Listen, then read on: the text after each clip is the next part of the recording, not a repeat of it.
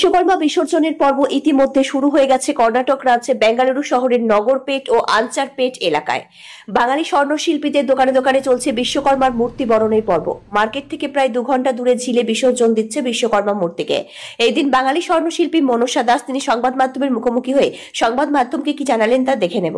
বেঙ্গালুরু থেকে নিজস্ব প্রতিনিধির রিপোর্ট, ওয়ার্ল্ড জনতা টিভি।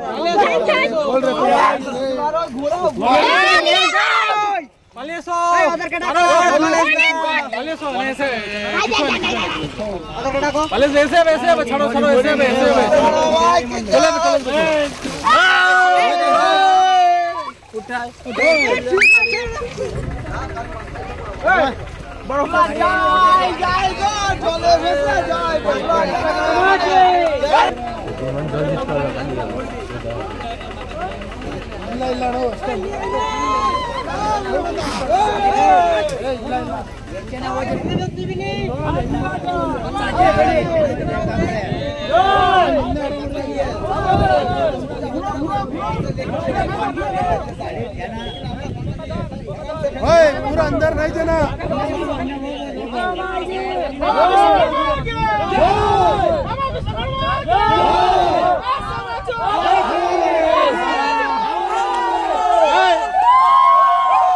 এখানে 15 বছর আছি, প্রায় বছরই পুজো করি। আর আজকে হচ্ছে বিসর্জনের দিন।